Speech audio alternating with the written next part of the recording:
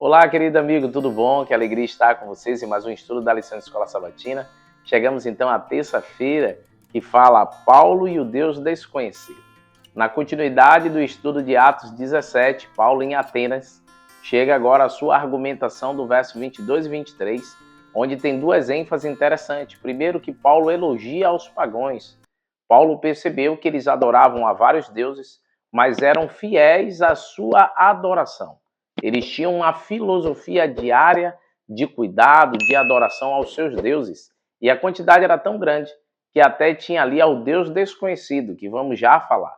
Mas ainda enfatizando esse aspecto da adoração deles, Paulo ele não criticou, não falou mal inicialmente, mas primeiro parabenizou.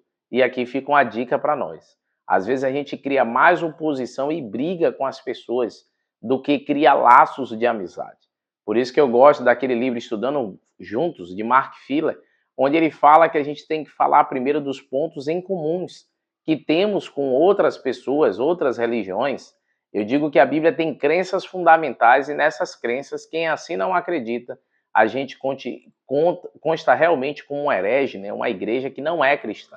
Exemplo, a Trindade, o estudo da Bíblia, são temas básicos que toda igreja cristã deveria crer.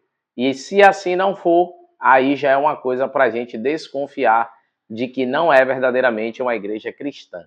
Então, Paulo parabenizou aquilo que podia, a fidelidade, o compromisso que eles tinham, mesmo sendo uma religião totalmente diferente, mas ele tentou achar qualidades para elogiar.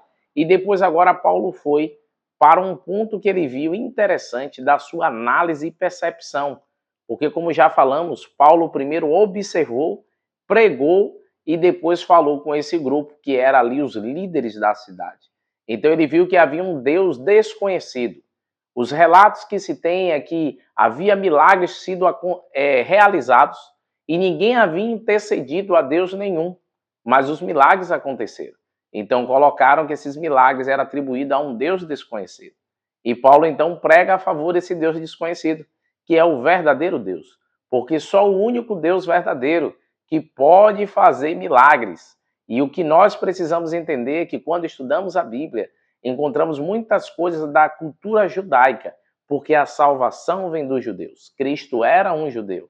A gente não precisa ser judeu para se salvar, mas entender que compreender a cultura judaica, compreender o povo de Israel, é necessário para entendermos o plano da salvação em nossa vida. E Paulo assim falou nessa argumentação, mas depois chegou ao principal, que foi a Cristo Jesus. Nunca se esqueça o que está escrito em João 14, verso 6. Jesus disse: eu sou o caminho, a verdade e a vida. Ninguém vem ao Pai se não for por mim. É por meio de Cristo que obtemos a salvação. E assim temos que pregar e anunciar a todos desse Deus que morreu, ressuscitou, mas um dia virá para nos buscar. A lição ainda comenta que ele podia abrir o caminho para uma conversa mais profunda.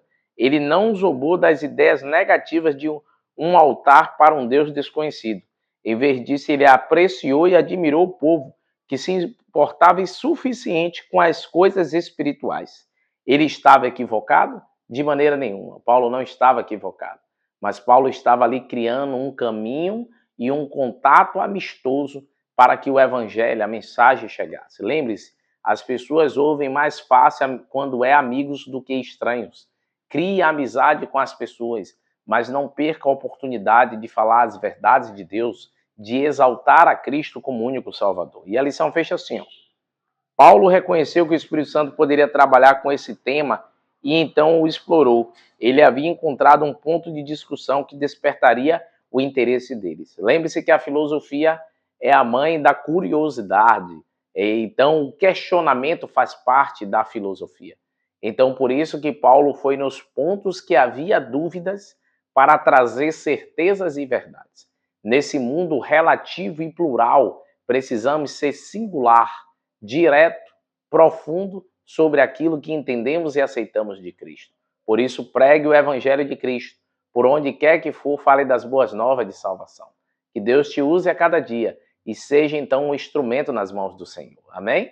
Vamos orar? Querido Deus, ó Pai, abençoe os nossos amigos do canal, que eles possam a cada dia aprender mais de Ti entender que assim como o Senhor usou a Paulo, e Paulo foi prudente em suas palavras, mas não deixou de pregar do Evangelho eterno, o Senhor também espera de nós que venhamos a falar desse Evangelho eterno com coragem, convicção e amor. Cuida de nós, nos dá um ótimo dia, no nome de Cristo Jesus. Amém, Senhor.